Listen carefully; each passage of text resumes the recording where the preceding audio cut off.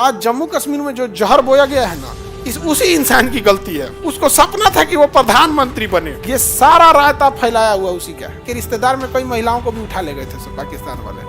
जब तक 370 है जम्मू कश्मीर की सीमाएं भारत की सीमा है, बीच में गठबंधन टूट गया। अमित शाह ने जो वाटर टाइट प्लानिंग किए थे ना, अब तक भारत के संविधान में जितना खतरनाक 370 को हटाया गया था उतना कहीं नहीं। कि राष्ट्रपति के पास गया तो तब राष्ट्रपति को पता चला कि 370 हटने वाला है। तो कश्मीर में जो राजनेता लोग थे उनको यही नहीं समझ में आ रहा था किन्ने से दुखा रहा है।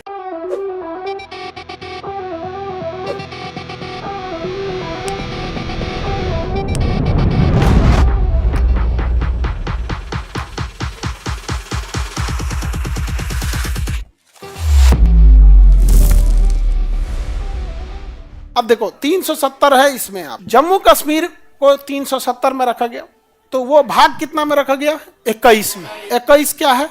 अस्थायी, संक्रमणकालीन, इस सब टाइप का है। 370 में जम्मू कश्मीर रखा गया। जम्मू कश्मीर के राजा थे हरि सिंह। आज जम्मू कश्मीर में जो जहर बोया गया है ना, उसी इंसान की गलती है। किसकी? हरि सिंह। उसको सपना था कि वो प्रधानमंत्री बने, कश्मीर देश का प्रधानमंत्री बने। ये सारा रायता फैलाया हुआ उसी का है, लेकिन कोई ध्यान नहीं दे पाता है। जैसे बाकी के रियासतों ने, जैसे दरभंगा महाराज ने स्वीकार कर लिया कि हम भारत में रहेंगे, हथुआ स्टेट ने बिहार के स्वीकार कर लिया कि हम भारत में रहेंगे। आज अगर दरभंगा महाराज हल्ला कर देते कि हम नहीं रहेंगे, फिर नेपाल के साथ जाएंगे या हम स्वतंत्र देश बन, बवाल होता है यहाँ पे भी। लेकिन ना, हरि सिंह को चाहिए था हम अपना देश बनाएंगे यहाँ पर। अब जब अपना देश बनाएंगे तो अंग्रेज ने भारत और पाकिस्तान को आजाद तो कर दिया था, लेकिन इतने सातिर थे कि विभाजन का प्रस्ताव रख दिया और सेनापति अपना रखे कि विभाजन हो लेकिन मेरे हिसाब से। सेनापति अपना रखा तो भारत का सेनापति जनरल बूचर उसने सेना को आदेश नहीं दिया। कहा कि जब हरि सिंह आदेश दे देंगे कि आप मतलब हम भारत में मिल गए तब सेना भेजेंगे। उधर पाकिस्तान का भी सेनापति क्या था? अंग्रेज, पता नहीं क्या नाम था उसका।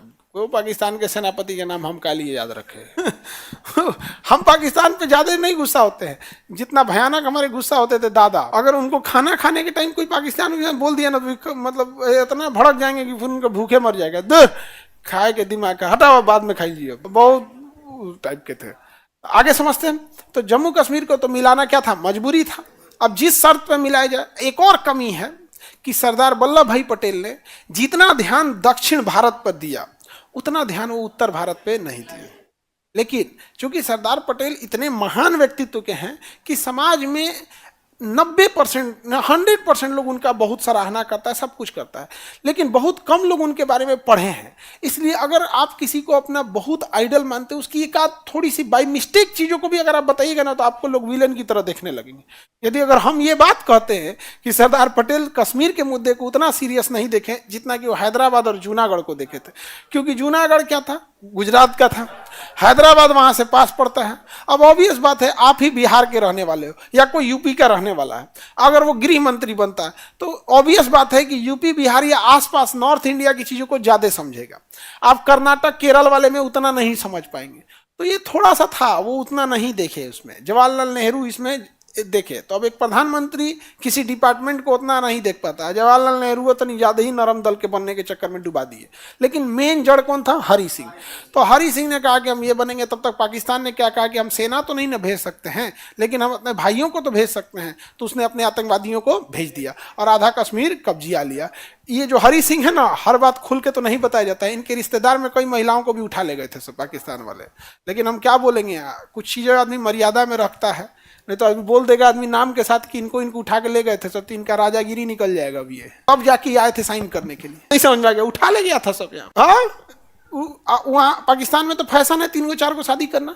तो हद तो ये हो गया जब वो आक्रमण किए सब ना, तो वहाँ की महिलाओं को उठा ले जाने लगे सब कि इसको ले चलते हैं, पहले हम इससे ब्याह करेंगे। तो उसमें जो आक्रमण था वो कमजोर होने का एक ये भी कारण था। इतने दरिंदे टाइप के थे समाज। हरि सिंह को लगने लगा भाई हमारा एक दूसरे रिश्तेदारों टंगा गया यहाँ पे। अब हम न आप समझिए कि अगर आप कहीं, अगर आपको देश सुन रहा है तो कुछ आपके प्रति भी जिम्मेदारी होती है उनकी। लेकिन देश के लिए हरि सिंह ने अच्छा नहीं किया। तो उसके बाद हरि सिंह भागे आए नेहरू जी के पास, हम साइन करते हैं। तो 26 अक्टूबर को जाके साइन किए यहाँ पे। अब बताइए, देश आजाद हुआ है 15 अगस्त, सितंबर अक्टूबर 2.25 महीना बाद उस इंसान ने साइन किया। सोचिए 2.25 महीना तक हमारी सेना नहीं जा पाई, घुस गया पाकिस्तान अंदर तक। और इंडिया और ब्रिटेन यही चाहते थे सब। ब्रिटेन इशारा में चाहता, देखो हम विभाजन करेंगे लेकिन हम इनको लड़वाएंगे। तो ब्रिटेन ने विभाजन कर दिया और जिन्ना को चढ़ा दिया है, सेना अपना आतंकवादी हो घुसाना तो इधर, यहाँ पे क्या जाता है, तुम तो वैसे भी बदनामे हो, घुसा दो इधर। तो कहा गया वो सरदार पटेल है, गांधी है, सब वो नेहरू है, ये सब कुछ तुरंत सेना भेज देगा। क्या सेना कहाँ से भेजेगा, जनरल बूचर हमारा है, वो सेना साइन नहीं करेगा जब तक हरि सिंह साइन नहीं करेंगे। तो हरि सिंह साइन नहीं करता, लेकिन गलती क्या हुआ, उनके रिश्तेदार टांग ले गया, समझ में आ गया। बाद में बताता होगा कि नाना यही है तुम्हारे जिसको उठा के ले गया होगा, बाद में बताता होगा ना कि यही तुम्हें बेवकूफ़ी किया वहां पर। इतना इतना बेवकूफ इंसान पूरे भारत में आपको नहीं मिलेगा। कब हरि सिंह ने तो क्या कर दिया, साइन कर दिए। अब हरि सिंह का प्रधानमंत्री था उस समय शेख अब्दुल्ला, उसने कहा कि हमारा संविधान अलग रहेगा। तो उस समय जो संविधान बन रहा था तो कहा गया कि जितने उटपटांग चीज़ें जिसपे अभी रिसर्च चल रहा है, क्या होगा क्या नहीं होगा, इसे भाग 21 में डालिए। जितना उटपटांग चीज़ें सबको किस में डाल दिए, भाग, जितना डिस्प्यूटेड चीज़ें सब भाग 21 में डाल दीजिए यहाँ पे। तो भाग 21 में डाल दिया गया। अब वो हरि सिंह के शेख अब्दुल्ला अपना कानून लेके आया कि भारत के नागरिक जम्मू कश्मीर के नागरिक नहीं रहेंगे, भारत का कानून जम्मू कश्मीर में लागू नहीं होगा, भारत का झंडा अलग होगा, जम्मू कश्मीर का झंडा अलग होगा। जम्मू कश्मीर अपने बाकी राज्य अपने विधानसभा में महिलाओं को मनोनीत नहीं कर सकते हैं, क्योंकि वहां पर पहाड़ी एरिया था, रूढ़िवादी टाइप के लोग थे, महिलाओं को आगे ही नहीं आने देते थे। तो कहा कि हम विधानसभा में 2 महिलाओं को मनोनीत कर लेंगे। बड़ी बड़ी नियम लाया, कहा कि यहाँ आरबीआई का रूल नहीं चलेगा, एसबीआई का रूल चलेगा। राइट टू इन्फॉर्मेशन, आप हमें जानकारी दीजिए, हमारे यहाँ नहीं लागू होगा। आप कश्मीर के अस्थाई निवासी नहीं हो सकते हैं। 35A बताता है कि अस्थाई निवासी होंगे या नहीं होंगे। तो 370 के साथ साथ 35A आप जम्मू कश्मीर के अस्थाई निवासी हैं या नहीं होंगे, इसकी भी चर्चा करता है कि आप वहाँ जमीन नहीं खरीद सकते, वहाँ की संपत्ति सरकार नहीं ले सकती है, संपत्ति का अधिकार वहाँ लागू नहीं होगा, यानी 44वां संशोधन वहाँ लागू नहीं होगा। जम्मू कश्मीर में इतना नौटंकी था। लेकिन जब इसे जोड़ा जा रहा था तो उस समय अम्बेडकर साहब थे और ड्राफ्टिंग कमेटी के हेड थे अम्बेडकर साहब। और अम्बेडकर साहब ड्राफ्टिंग ऐसा किए हैं कि जम्मू कश्मीर में 300 जब तक 370 है जम्मू कश्मीर की सीमाएं भारत की सीमा है, तो हम लोगों ने 370 के दिए गए प्रावधानों को खत्म कर दिए, न कि 370। तो कहने का मतलब वही है, भावनाओं को समझिए कि 370 से प्रॉब्लम थोड़ी था, प्रॉब्लम हमको उसके दिए गए प्रावधानों से था। हमने उसी प्रावधान को खत्म कर दिया। भाई 370 से हमको क्या दुश्मनी है, नहीं समझे। तो 370 मतलब था कि जब तक जम्मू कश्मीर की सीमाएं भारत की सीमा है, अर्थात जम्मू कश्मीर भारत का अभिन्न अंग है, और उसमें सारा चीज लिखा गया था। लेकिन एक चीज अम्बेडकर साहब होशियारी से जोड़ दिए थे कि यदि जम्मू कश्मीर में कोई सरकार नहीं है तो भारत का राष्ट्रपति तब उस समय के लिए कानून बना सकता है। हो गया। अब हुआ वहां पर यही, वहां उमर अब्दुल्ला और एक महिला थी, क्या नाम था, महबूबा मुफ्ती, ये दोनों लोग अपने में टसल हो गए। और फिर बीजेपी उधर से और कांग्रेस, एग्जैक्ट बिहार वाला हाल हो गया। बिहार में ना कांग्रेस सरकार बना सकती है ना बीजेपी, आरजेडी और जेडीयू अकेले कोई फिलहाल सरकार नहीं बना सकता है। तो कोलिजन गवर्नमेंट होती है, मिलीजुली सरकार होती है। और जब मिलीजुली सरकार होती है वैसे घींच तान के चलती है, घींच तान के चलना पड़ता है। समझ में आ गया कि नहीं आ गया। तो वो अपना वो क्या कर रहे हैं, घींच तान के चल रहे हैं। बीच में गठबंधन टूट गया। गठबंधन क्या हो गया, टूट गया।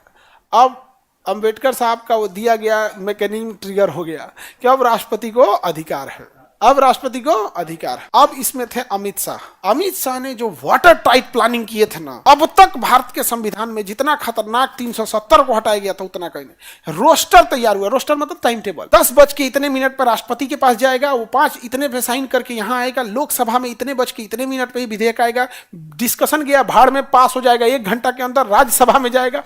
मतलब टाइमिंग फिक्स था, कैसे जहाज का टाइमिंग होता, लैंड करेगा, टेक ऑफ करेगा, बोर्डिंग होगा, ये होगा, पूरी टाइमिंग फिक्स थी, किसी को कुछ पता नहीं।